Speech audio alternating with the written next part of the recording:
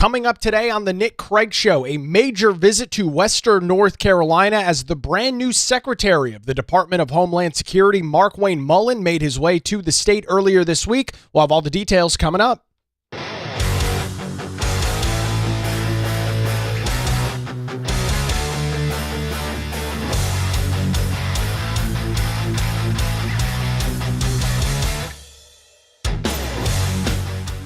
And a good Thursday morning to you. Welcome into the Nick Craig Show, streaming live this morning on YouTube, Rumble, X, and Facebook. Don't forget that you can take the show with you 24/7 on demand in your favorite podcast app. It's real simple. Just search for the Nick Craig Show and subscribe. You'll take a new program with you each and every weekday morning. You can also listen online by visiting the website nickcraig.com. Our show this morning is brought to you by the Law Group here in Wilmington. Visit them online, lawgroupnc.com. That's lawgroupnc.com, or give them a call, 910-251-6088.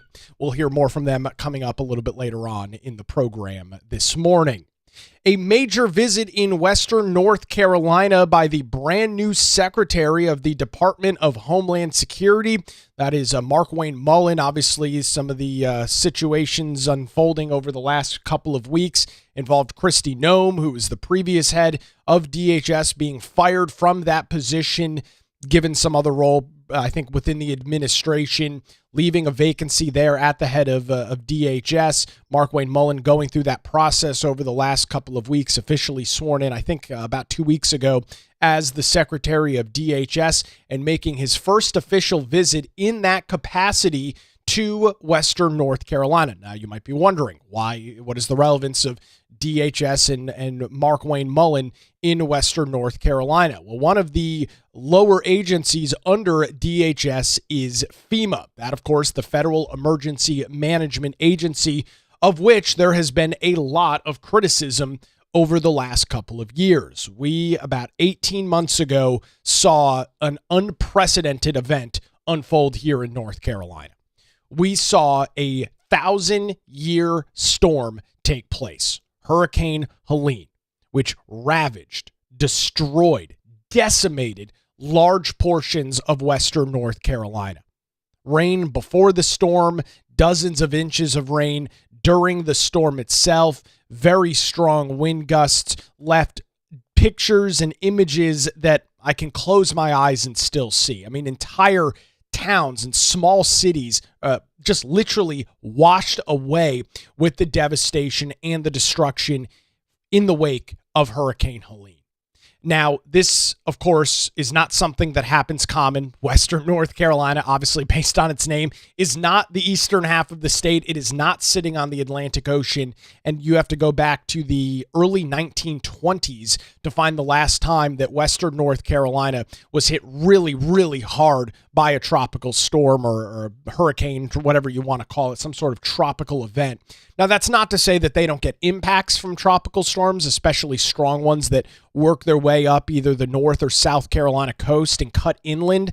They get rain and wind, but nothing on the scale of what we saw back in September of 2024. I mean, a literal unprecedented event, a 1,000-year storm taking place in Western North Carolina. Now, this, of course, is all obviously continuing to unfold, but there's a little bit of history and a little bit of background with the state, and that is the unfortunate, miserable response to tropical events.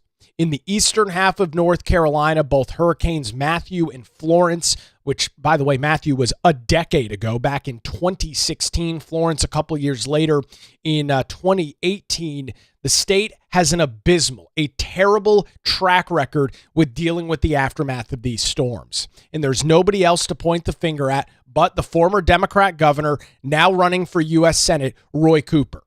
He spun up an entity called the North Carolina Office of Resiliency and Recovery. NCORE is its name. And unfortunately, to this day, nearly 10 years later, there are still individuals in the eastern half of North Carolina that are waiting to get back to their homes because the state response was so abysmal. NCORE mismanaged all of the money that they had been appropriated and given by the North Carolina General Assembly. They have consistently gone back with their hands out, begging state lawmakers for more money. They were not prudent with taxpayer dollars. They did not do a good job on the recovery effort. And that very much was on my mind, and I think a lot of other people's minds, when we saw in the immediate aftermath what the discussion was from Hurricane Helene. Is the state going to fall into the exact same trap that we saw a decade ago with Matthew and Florence?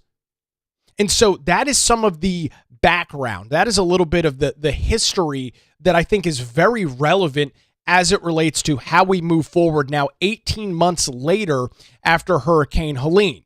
Now, that is not just to say that this is all a state problem. ENCOR in the eastern North Carolina stuff is 100% a state problem. That is the failure of Roy Cooper and the Democrats in North Carolina.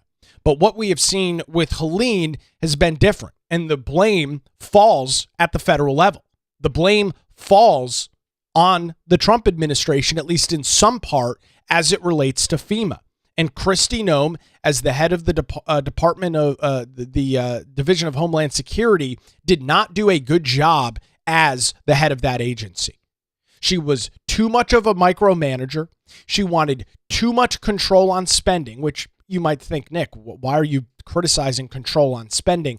There ended up being a huge backlog that was created because she wanted to make sure that pretty much every single dollar that went out of DHS and all of its lower agencies, including FEMA, to go across her desk, which, by the way, is a fine policy to have if you can stay on top of it. That is something that is okay to do if it can be managed. But when you end up delaying projects by months because approvals are just sitting on your desk and you have not had the time to get to them, you have not had the ability to get to them, and you're not taking it seriously enough, that creates a major problem. We have seen hundreds of millions of dollars flow into North Carolina after Hurricane Helene. Let's not pretend here that there's not a single dollar that has come to the state. But it has been slow. It has been riddled with bureaucracy, and it has been a very frustrating process for the small towns, the small municipalities, the General Assembly, and everybody else involved in the recovery efforts in Western North Carolina. So Secretary Markwayne Mullin and his visit to the state less than 2 weeks after being sworn in as the Secretary of DHS is a major call that DHS and FEMA are going to stay on top of what's going on in Western North Carolina and make sure that the projects and this process does not get completely marred in bureaucratic bloat and bureaucratic garbage. So on to the roundtable discussion that took place in Chimney Rock earlier this week. Here is U.S. Representative Tim Moore talking about the relevance of this visit from the DHS Secretary. It says a lot. You know, the first trip that the president took when he took office was here to Western North Carolina. And here, I believe this is your first trip, Mr. Secretary, here to Western North Carolina. And that sends a very important message to the folks who live here that Washington is not forgetting this area and continues to invest resources. So thank you for the work you're doing. You've already done great things to speed up resources. And I do want to give a shout out to three of my former colleagues when I served in the legislature. The state legislature has also really stepped up in a significant way to help out too. So these guys have been great partners with us at the federal level as well. Great point there made by Representative Tim Moore, U.S. Representative Tim Moore, because the legislature has stepped up, allocating more than $1 billion for those recovery efforts in Western North Carolina. Some of those similar comments also echoed by Senator Tim Moffitt, who is in the North Carolina legislature. It's been 18 months, and in some respects it seems longer, that it happened longer ago, and in some respects it seems like it was yesterday. But I look at all these faces here, and these are people that care about their communities, they care about our state, and without fail have demonstrated that 24 hours a day they're committed to our recovery, and it's lengthy. And some of the things that we've discovered is that all storms are not created equal, and all public policy doesn't fit in the same box. So some of the issues that we're facing are federal policies that kind of counteract one another. We have state policies that we're working on, but the willingness of both our members of Congress as well as my colleagues in the House and the Senate have demonstrated to help us make those changes has been very, very heartfelt and very meaningful. So we appreciate your being here. Ted, honestly, you have been a champion for us. Tim and Chuck, you've been there for us. Can't thank you enough. We are talking about Secretary Markwayne Mullin of the brand new head of the Department of Homeland Security at an event in Western North Carolina earlier this week, put together by U.S. Senator Ted Budd, who is been going through this process and has been pretty belligerent about the lack of speed as it relates to getting these FEMA dollars, these federal dollars, flowing to the state of North Carolina. There have been a couple of instances over the last year in which Senator Ted Budd has told the Trump administration, I'm not voting to approve this person, I'm not voting to approve that person until you get more money flowing to Western North Carolina. On one hand, it is great that Senator Ted Budd is so engaged in this process. On the other hand, it's miserable that he has to threaten to not approve a judicial nominee or threaten not to move somebody out of committee for this money to flow into the state. And here's the craziest part about it. The funds are already appropriated. The money it's not like they're coming up with new dollars. The money is literally sitting there. It is bureaucratic red tape and it is bureaucratic bloat that has slowed down this process. And for me, that is what I find to be so frustrating about this story. It's not as if they need Congress to come back into session to appropriate more funds. No, the money is literally sitting there.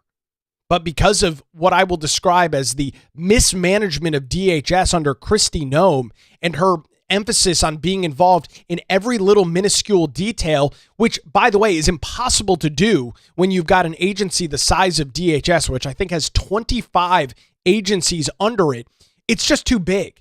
You need to find individuals around you that you trust. If you're Kristi Noem, you need to find individuals around you that you trust, that you can say, you have the decision-making power to do something on this. You have the ability to sign off. You have the ability to do this. She was obviously unwilling to do that, and it is why there was a major backlog that she was completely self-inflicted and created. It's seemingly because she was unwilling to give up some of those reins and put good, competent people in charge to make those decisions. And it has unfortunately really affected the people of Western North Carolina. We heard from Tim Moore. He represents portions of Central and Western North Carolina in Washington, D.C. We also heard from Congressman Chuck Edwards as well. I think all of us in Western North Carolina can take a great deal of comfort in knowing the commitment from the White House to seeing us rebuild. I represent North Carolina's 11th Congressional District, which, by the way, was part of this area on the day that the storm hit. A couple months after that, due to redistricting, we traded counties just a little bit. And I want to reiterate that what you see here in this area can be played out in dozens of local communities across the mountains of Western North Carolina. Strong, resilient people that have learned to come together and face the murky waters, no pun intended, of dealing with FEMA, because none of us have dealt with any situation of this magnitude. I certainly appreciate the partnership that we've been able to build in Congress with Congressman Moore, with Senator Budd, with our state legislature. I've got to commend the state legislature for running such a tight fiscal ship and being able to have a rainy day fund, again, no pun intended, to help lead the charge in our rebuild here. So thank you again for making that trip. You know, that's a very important part there pointed out by Congressman Chuck Edwards that should not be understated. Under previous Democrat control in North Carolina, under the previous legislature prior to 2010 to 2011 when the Republicans took control, North Carolina was broke. You've heard me talk about this before. The state was in a miserable financial position, owed tens, hundreds of millions of dollars to the federal government as it related to medical debt, had absolutely nothing in its savings account, furloughing state employees, furloughing state highway patrol, teachers, the likes, because Democrats, in their incredible wisdom, their tax and spend policies left the state essentially broke. We had some of the highest personal and corporate income taxes anywhere in the southeast half of the United States, and the state had no money, no rainy day fund, no savings account. The General Assembly under Democrat control was passing budgets with money they knew they didn't have. And so it is absolutely critically important that we understand that the state could not have responded the way that it did to Helene. And let's be clear, it was not perfect by any stretch of the imagination. But if $1 billion wasn't sitting around for lawmakers to appropriate 18 months later, which is where we are right now, we would be talking about a completely different situation in Western North Carolina. It's not perfect. It's not done by any stretch of the imagination. But it's almost hard to try and comprehend, but it would probably be 100 times worse if the state was in the financial position it was in 2008, 2009, 2010, leading up to Republicans taking control. That very precise, strong fiscal responsibility by those lawmakers led North Carolina to be able to respond, allowed them to appropriate those dollars, allowed them to immediately get money flowing, because there's obviously much less bureaucracy, much less red tape when the money is coming from the state versus FEMA or some other federal grant program to flow into Western North Carolina. So the impact is real, and I very much appreciate not only the Republican-led General Assembly for putting us in that position, but for Congressman Chuck Edwards, and Tim Moore did it as well, really highlighting and comparing and contrasting what things could have been like if strong fiscal, strong conservative leadership had not been in place in Raleigh. Senator Ted Budd, who put on this event in the Chimney Rock fire station earlier this week, had some opening comments as well. Administrator, I'll just say one quick thing before I turn it over to the Secretary. In the less than 2 weeks that Secretary Mullin has been in place, he's already helped get this area of the state $134 million in public assistance. He has helped break the logjam on hazard mitigation grant program and bring some clarity to that. Still some work to go on that, but that's been absolutely fabulous. And there was, prior to Secretary Mullin, there was a $100,000 threshold which required the Secretary to evaluate, which led to a real logjam. And I just appreciate you breaking through that, leaning on your very competent team and staff to they need a proper review for our taxpayers. They deserve that, but to eliminate waste and fraud and abuse, that still needs to happen, but it doesn't always have to happen at the Secretary's desk. So you've got a great team reviewing those requests, and I appreciate that. Things are already moving, and this is your first visit. You haven't been in office 2 weeks, so we're grateful for your help. Great point there by Senator Ted Budd, talking about this $100,000 threshold in which everything had to go through Kristi Noem's desk. Obviously, that things were not happening in any sort of expeditious manner as it related to that. It created a huge backlog, a huge delay in getting FEMA approval, hazard mitigation grants, which we'll hear about coming up as well. And as Senator Ted Budd notes, you put good people in positions of power to make those decisions. That does not mean that you allow waste, fraud, and abuse, but there has to be a fine balancing act there. You cannot grind everything to a halt because one individual has to sign off on literally every single dollar going out of the Department of Homeland Security, right? That's not a good approach. We'll hear from the brand new secretary in Markwayne Mullin coming up here in just a couple of minutes. But before that, I want to tell you about the law group here in Wilmington and thank them for their continued support of the Nick Craig Show. When legal challenges arise, make sure you put your trust in Melissa Gott and the team over at the law group.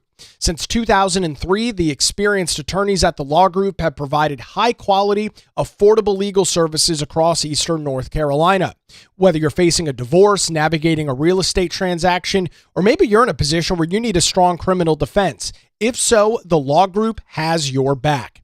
Their dedicated team ensures your questions are answered and issues are resolved as quickly as possible. Great news, folks. They're not some big national law firm. Melissa Gott and her team, they live right here in southeastern North Carolina. Their offices located in downtown Wilmington. They're just a phone call away at 910-251-6088, or you can visit them online at lawgroupnc.com. Give them a call for any legal challenges you might be facing across the eastern half of our state, 910-251-6088, or visit their website, lawgroupnc.com. It's the Law Group, experience and dedication you can rely on. We appreciate Melissa Gott and the team over at the Law Group for their continued support of the Nick Craig Show. All right, we'll grab a quick break. On the other side, more from DHS Secretary Markwayne Mullin and his visit to Western North Carolina coming up as the Nick Craig Show rolls on, streaming live this morning, YouTube, Rumble, X, Facebook, and available 24/7 wherever you get your podcasts.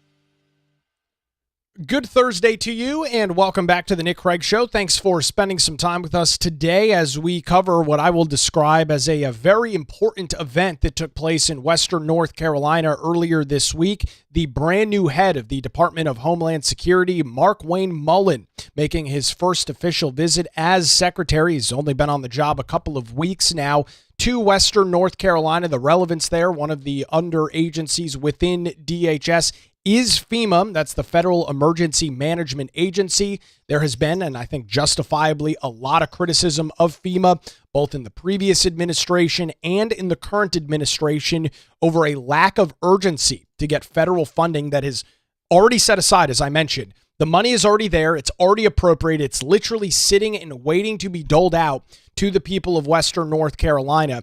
And as we heard just a couple of minutes ago from U.S. Senator Ted Budd, a logjam created, unfortunately, in large part due to the former secretary and Kristi Noem and her unwillingness to give individuals within DHS the ability to approve some of these dollars to flow. Everything had to go through her desk. That created a huge logjam within the Department of Homeland Security and FEMA.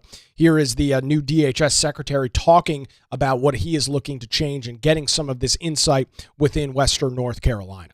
one thing we want to make sure the American people know is that we're still recovering, right? And being from Oklahoma, we deal with a lot of tornadoes. We see a lot of destruction, but I have never seen anything like this. And I can't even imagine what it looked like 18 months ago. But to see everybody come together, in Oklahoma, we call that the Oklahoma Standard. But that usually takes months of recovery. You guys, 18 months later, you're still here, and it's just one big family. And as a chief, obviously, you could tell is still emotional about it. But to see what's happening, to see the revitalization that's taken place from the roads to the towns, to the buildings, to even the lake. I mean, you wouldn't have believed that lake was packed full of soot and debris because it looks beautiful and pristine now. It's pretty remarkable. But I'm proud of one of the work you guys are doing, and two, the work that FEMA has done here too. To make it our first trip to see the private-public partnership from the state level to the local level to the federal level, this is how it's supposed to work.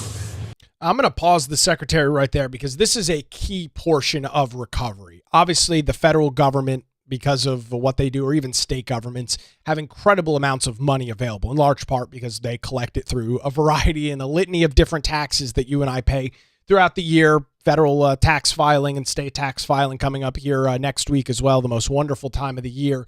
They've got the monetary resources. But we have seen, especially with charity groups, the incredible work that can be done outside of the scope of government. We have a lot of groups on the ground and that have been on the ground in Western North Carolina for 18 months now, rebuilding people's homes. These are private entities doing so. They are not getting money from the state, from the federal government. In some cases they are, but most of them are not. It is all privately funded through donations. And any time that I hear the word public-private partnership, that is always something that we should strive for as conservatives, because lo and behold, private entities, whether they're private businesses or nonprofits, are much more capable of doing work than in many cases state, local, and even federal governments. More from the DHS Secretary. But everybody said, too, I mean, when we talked to the mayors, there's been some hiccups, but we were able to work past them. We're still working past some of them. I don't know how many times Ted and I have had conversations about this before Secretary was even a thought, because we would have dinner quite often because we came in freshmen together in the Senate, and we have this thing called the Red Shirt Freshman Class. JD's part of it, or the Vice President's part of it too. And from the get-go, Ted was talking about what was happening. And as this process was going through with my nomination, obviously I was somewhat familiar with it just because of the conversations we've had. But when he started giving me action items, this is what we need. It was very simple to get in and get started. And Karen and Victoria brought it to my desk immediately, and we were able to get to work. But there's a lot of lessons that can be learned. Even though there's work to be done, there's lessons that can be learned. And one thing I do believe is when we step back and we have an awful disaster like this, it also allows us to be more efficient and more prepared moving forward. Great point there from Secretary Markwayne Mullin. One of the issues that is continuing to take place is the Hazard Mitigation Grant Program. North Carolina Senator Tim Moffitt highlighted some of the details on that. This is very important. Take a listen. So there's probably 3 pinch points that we're dealing with right now that are causing us a problem from a recovery standpoint. The first one is the Hazard Mitigation Grant Program. I think it's a good program, but when most of the buildable land in our area here is in floodplains, it does creates problems on our recovery, especially when rebuilding our roads.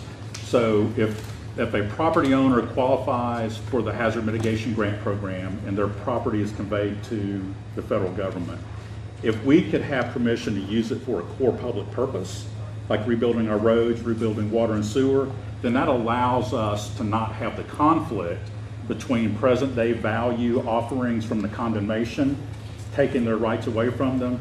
But I think it protects the integrity of the federal design to make sure that we're not building a structure back in a flood prone area, if that makes sense. So what I've been trying to work with, and I spoke to Victoria and Greg about it a few weeks ago, and Tim's been working with me, and so has Ted's office and Congressman Edwards, is just really a memorandum of agreement from FEMA that basically says if this property was a recipient of a hazard mitigation grant and the state or the local government needs to use it for a core public purpose, then here in writing is permission to do so.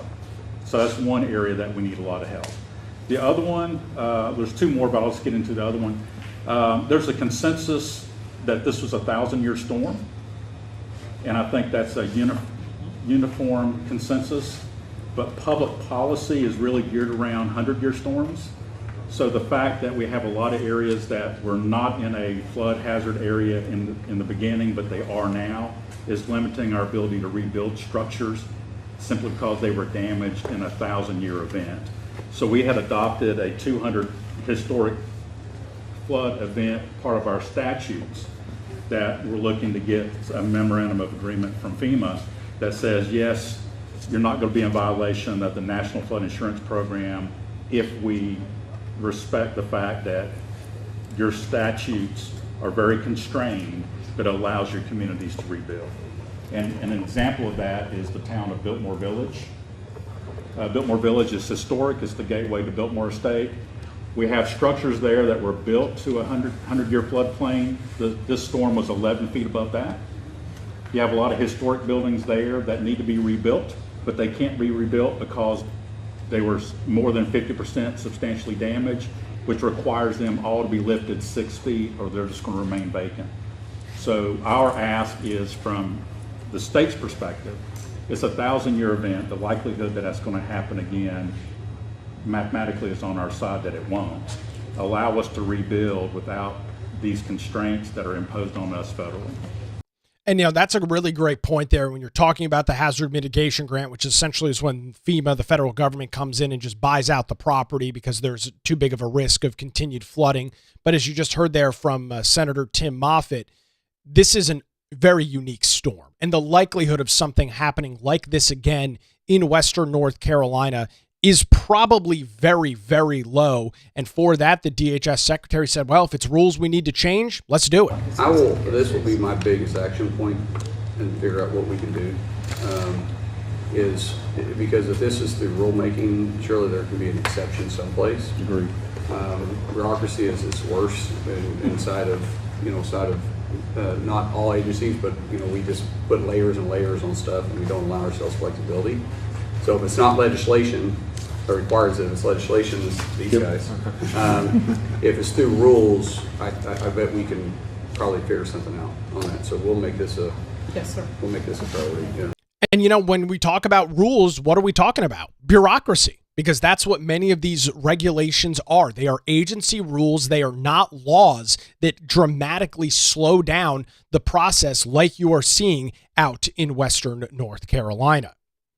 So as we continue with our coverage of what I will describe as a very important visit from the United States Department of Homeland Security Secretary Markwayne Mullin, he made his way into portions of Western North Carolina earlier this week, a roundtable that we've been listening to in Chimney Rock that had a mix of individuals in attendance. The entire event is about an hour or so long. I'll have the links to it over in the show notes at patreon.com/Nick Craig. We heard from local officials, fire rescue, town managers, mayors, obviously from state officials as well. We just heard that clip from Senator Tim Moffitt, our congressional delegation, Tim Moore, Chuck Edwards on the U.S. Senate side, Ted Budd putting this event together. So a lot of different levels of government all in the room. And while Mullin said at one point, I didn't pull the clip of it, I'm here to listen. I don't want to, I don't want a big fluff piece. I don't want you to tell me that everything's going great. I want to hear what are the frustrations that you're dealing with? What are the concerns that you're having? And what can we, as the Department of Homeland Security, what can we as FEMA do? And in that clip that we played in the last segment, you heard from Senator Tim Moffitt, many of these rules, and I've got a clip from Mullin coming up on this, many of these rules are written out and built out for coastal areas that have a much higher likelihood of seeing tropical storm and hurricane after tropical storm and hurricane, obviously based on their close proximity. You look at southeastern North Carolina, you look at portions of eastern South Carolina, Georgia, the Florida coasts. These are areas that, unfortunately, due to their proximity to the Atlantic Ocean, are much more prone to hurricanes and tropical storm activity than an area like western North Carolina, which is hundreds of miles inland. And so the DHS secretary talked a little bit about that, about these rules and how things sometimes need to be changed based on the geography and where some of this stuff is actually taking place. When we're dealing with flood-prone areas, that's what a lot of this is written for, because it's in the past we've had where we've rebuilt the same places over and over and over again. I mean, we have one place in Oklahoma that I can think of off the top of my head. I won't mention it because I'll stir a hornet's nest. But we've dealt with this over and over again for 60 plus years. But we're dealing with a 1,000-year flood that we have to look at it from a different perspective and give flexibility where we can, and we will take all that in consideration. And one of our highest priorities is to clean up this backlog. And I mean, that was number one. When I sat down and talked to our components, we were looking at our backlogs, we're cleaning our plates so we can start fresh again. This is one of them. So if we have the flexibility, we'll do it. A lot of times grants don't give us flexibility, but if it's not, then that's where Ted and Tim and Chuck come into place.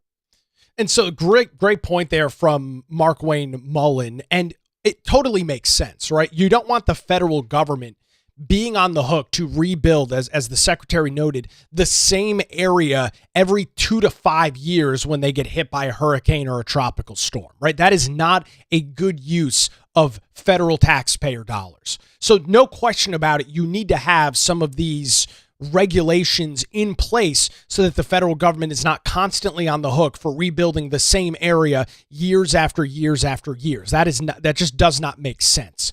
However, as he also notes, you have to look at an area like western North Carolina with a completely different set of glasses. You cannot compare it to the coastal plain here in North Carolina.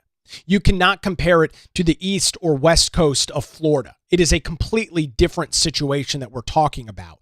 Not only is it hundreds of miles inland, but it's mountainous terrain. And one of the other things, and again, I didn't pull the clip of it because it was buried in a larger conversation, was that, FEMA doesn't allow, or the federal government doesn't allow roads to rebuild in close proximity to waterways. And the town manager, one of the town managers, made the point that, there's no other place to build the road. We're in the mountains, right? It's not a flat plain where you can say, all right, that's fine. We'll move the road, a quarter or half a mile away and rebuild it. We're in the mountains. The terrain is incredibly challenging and incredibly limited. So unfortunately, in some areas, we do have to rebuild next to a riverbed, next to an area that if there is another Hurricane Helene style event, it will flood and it will be destroyed. And that comes back to the point of looking at this storm and looking at this recovery under different circumstances, with a brand new pair of glasses, with different lenses, because it's not comparable to the Wilmington area. It's not comparable to Myrtle Beach or Miami or Savannah or Charleston, these other areas that are literally miles from the Atlantic Ocean. And that is, unfortunately, that makes sense, as I noted, to have some of those rules in there so the feds aren't constantly picking up the tab to rebuild these areas over and over. But you have to be able to break from that, or at least have waivers or exemptions or something in these unique cases, which Hurricane Helene absolutely is. It is an incredibly unique storm. It is an incredibly unique area of North Carolina, the mountains of our state. And so that's hopefully something, and it would appear, at least from the commentary at the roundtable in Chimney Rock earlier this week, that the DHS secretary is aware of that he understands things like the challenging geography, that he understands that this is not a common occurrence, obviously, in western North Carolina. And so, as he stated multiple times throughout the roundtable event, if there are agency rules and regulations that have to be changed that don't go through the legislative process, because there are plenty of regulations and rules that come from legislation.